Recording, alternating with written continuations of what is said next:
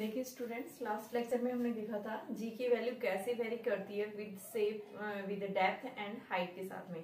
आज हमारे पास में जो लेक्चर है इसके अंदर हम डिस्कस करेंगे जी की वैल्यू शेप के कारण कैसे चेंज हो रही है एंड साथ में अर्थ हमारी रोटेट कर रही है, अर्थ के रोटेशन के कारण भी जी के अंदर कैसे चेंज आएगा।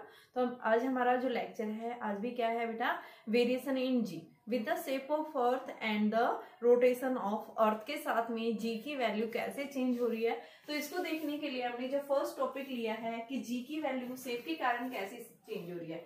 देखिए अभी हमने केपलर्स लॉ नहीं पढ़ा है, बट आपने 9th क्लास में पढ़ा होगा, थोड़ा बहुत आप लोगों को इसके बारे में पता होगा कि केपलर्स ने जो है 3 लॉज दिए थे। फर्स्ट लॉ इसने ये बताया था कि every planets revolves in an orbit, यानी किसी भी कोई भी सैटेलाइट जब किसी प्लैनेट के अराउंड क्या कर रहा है, रिवॉल्व कर रहा है, तो एक फिक्स ऑर्बिट में रिवॉल्व करता है। तो उस ऑर्बिट की जो शेप होगी बेटा वो कैसी होगी, इलिप्टिकल ऑर्बिट में। अब तक हमने पढ़ा है कि हमारी अर्थ की जो शेप होती है कैसी होती है और स्फेरिकल शेप में, बट एक्चुअल में हमारी अर्थ की शेप जो है स्फेरिकल शेप में नहीं है, कैसी है, ओवल शेप में, इलिप्टिकल शेप के अंदर अंडाकार शेप होती है। तो यानी क्या बताया कि अर्थ की जो शेप है इलिप्टिकल ऑर्बिट में होने की वजह से अर्थ की जो रेडियस है, इक्वेटोरियल रेडियस जो है वो क्या मिलती है बेटा, लॉन्गर देन होती है किससे, पोलर से।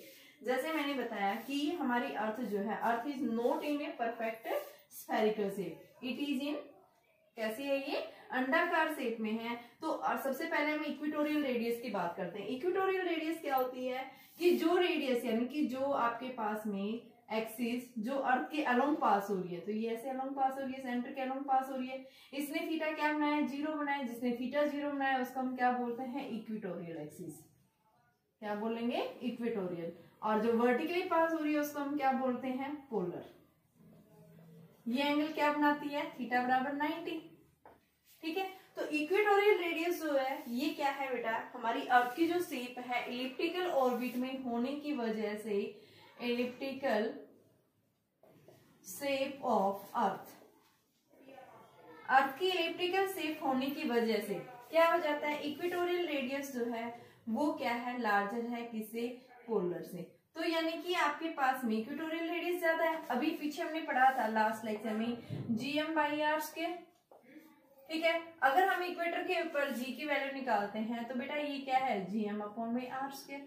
अब देखो इक्वेटर रेडियस जो आती है वो किसके इक्वल आती है, r प्लस में 21 किलोमीटर। यानी कि जो इक्वेटर एक्सिस जो होती है वो क्या है बेटा कि पोलर एक्सिस से 21 किलोमीटर क्या है, ज्यादा है। इक्वेटोरियल रेडियस लॉन्गर होती है as comparison to the polar radius, और पोलर रेडियस से इक्वेटर रेडियस ज्यादा होने की वजह से यहाँ पे क्या हो जाएगी, वैल्यू बढ़ जाएगी। तो g जो इक्वेटर के ऊपर मिलेगा वो क्या मिलेगा, GM/r प्लस 21 का स्क्वायर, यानी ये वैल्यू बढ़ गई तो ये क्या होगा, कम होगा। तो यहाँ पे हम क्या बता रहे हैं, इक्वेटर के ऊपर g लेस होगा।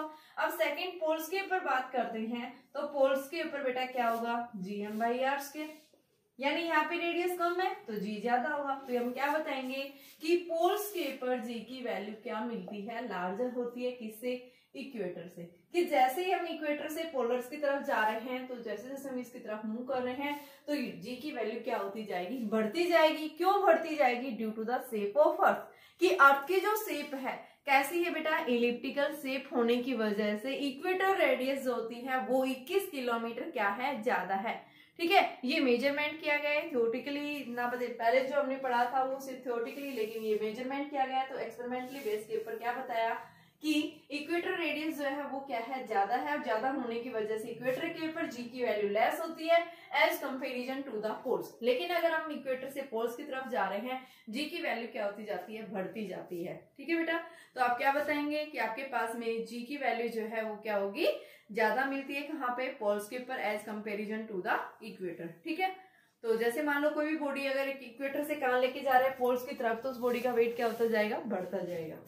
अब सेकंड आ जाओ, रोटेशन के कारण जी में क्या चेंज आएगा, ठीक है। Effect of rotation on g, g के क्या इफेक्ट पड़ेगा तो उसका देखेंगे। तो नेक्स्ट टॉपिक है effect of rotation on g.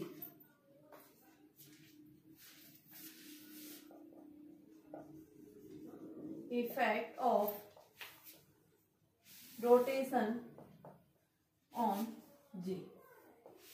G के ऊपर क्या इफेक्ट पड़ेगा रोटेशन का, तो देखिए बेटा ये हमारी अर्थ है, ये क्या है अर्थ का सेंटर है, एक्सिस के अबाउट अर्थ क्या कर रही है, नॉर्थ साउथ एक्सिस के अबाउट अर्थ रोटेट कर रही है फ्रॉम वेस्ट टू ईस्ट।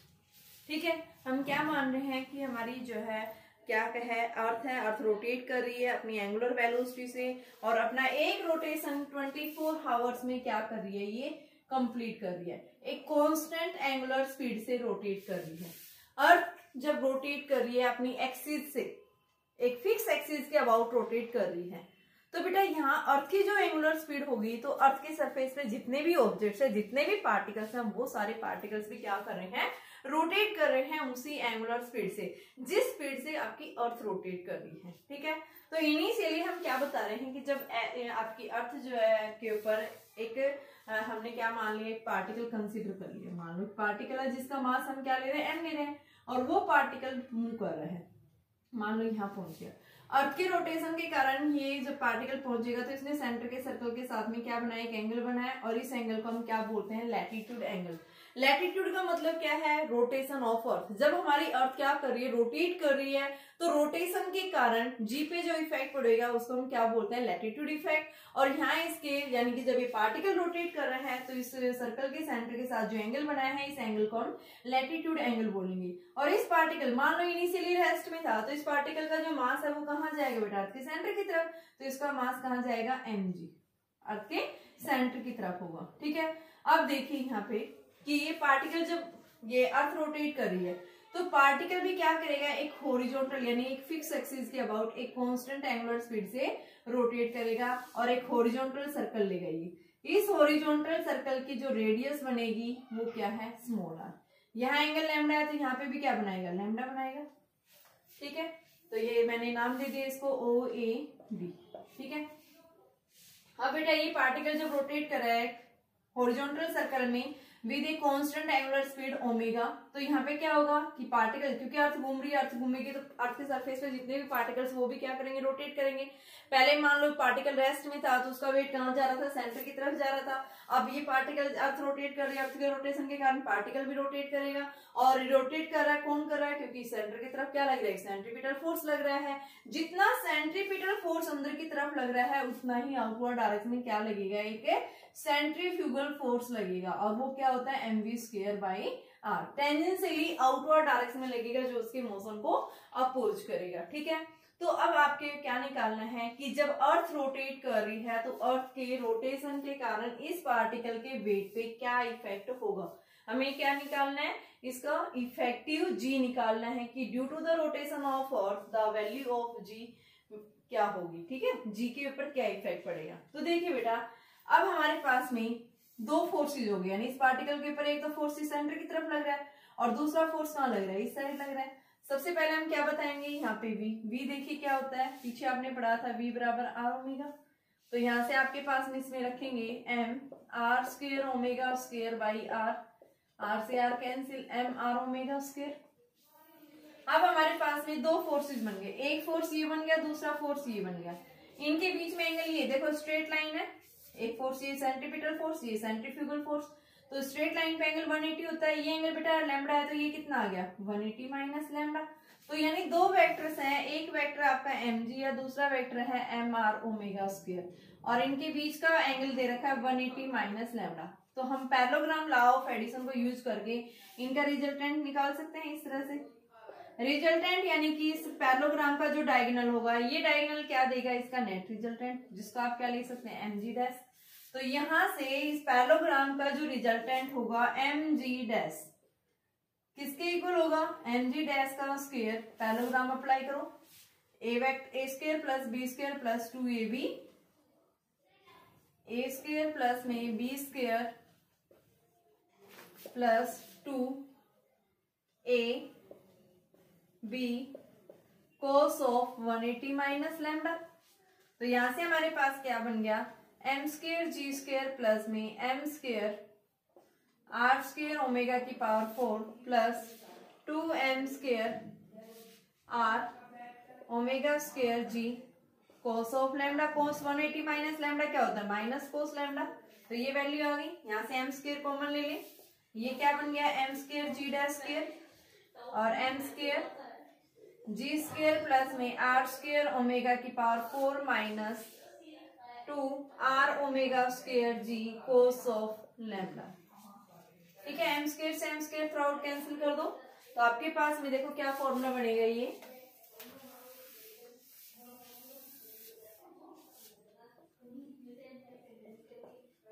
ये बनेगा बेटा जी डैश स्क्वायर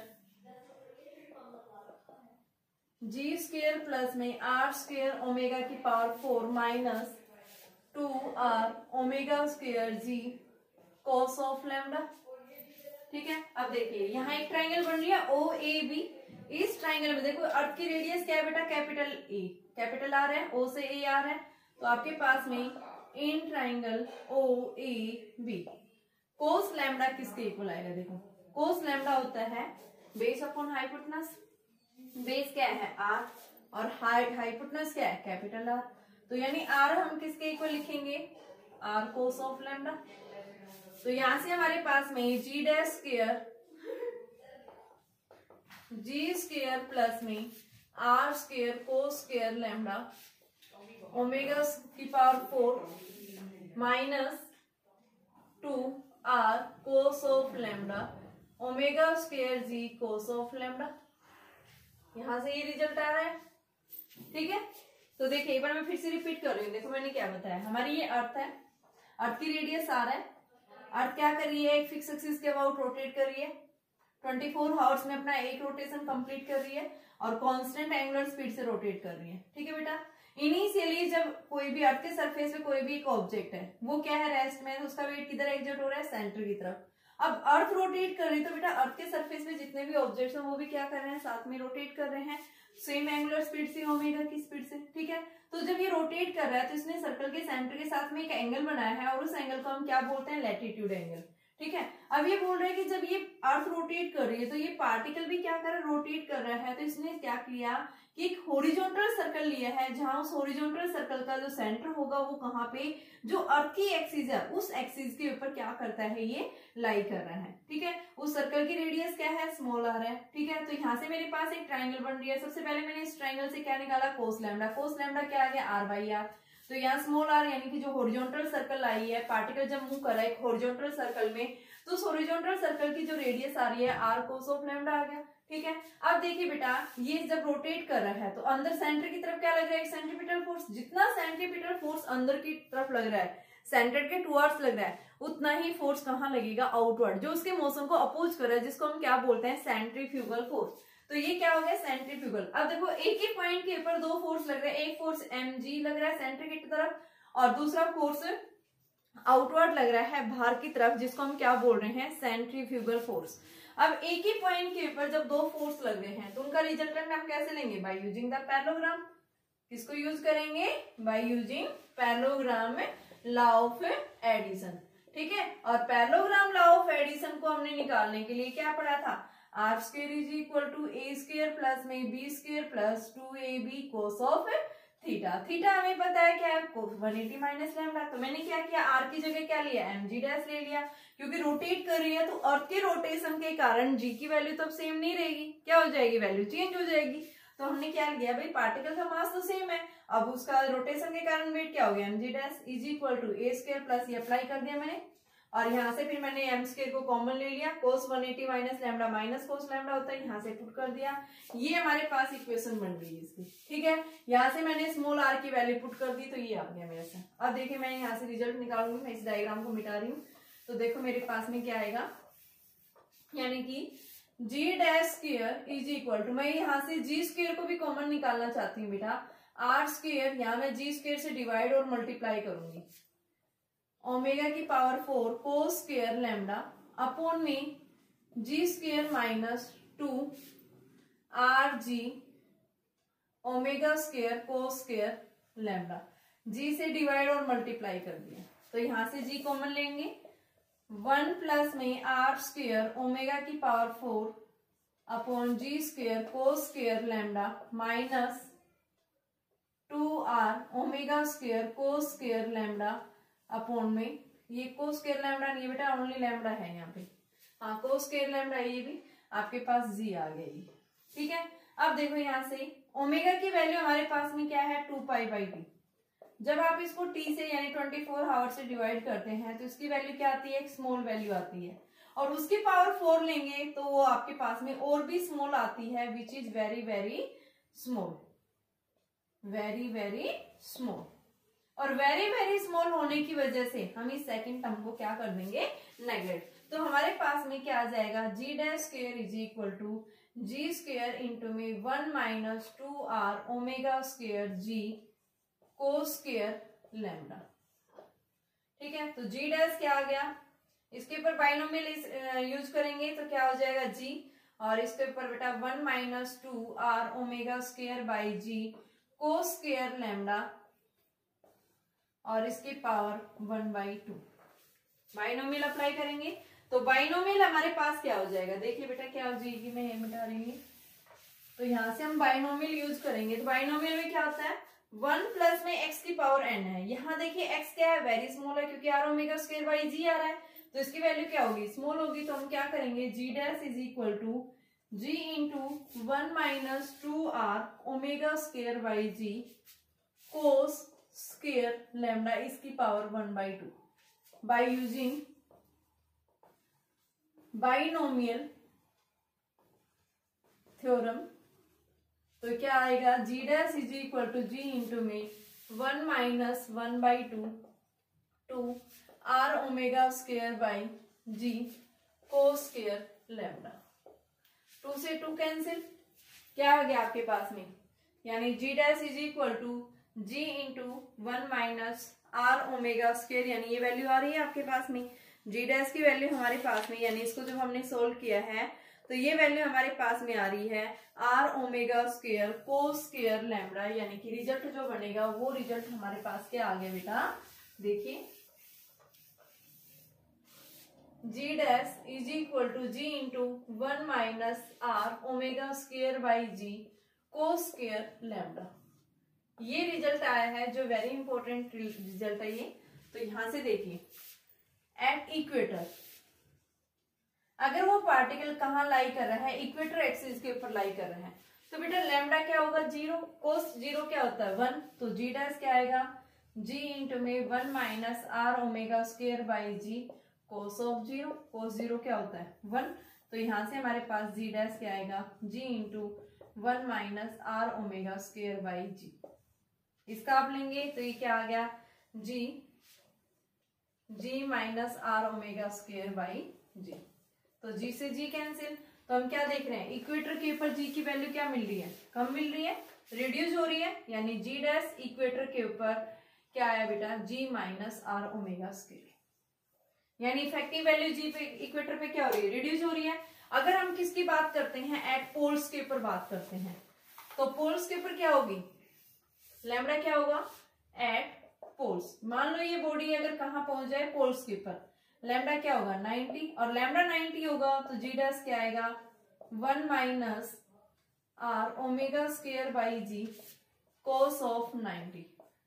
कोस 90 क्या होता है 0, तो ये आपके पास में जी डैश क्या आ गया जी, यानी पोल्स के ऊपर वैल्यू क्या आ रही है, मैक्सिमम, मैक्सिमम एट पोल्स, और इक्वेटर पे क्या हो रही है, वैल्यू रिड्यूस हो रही है।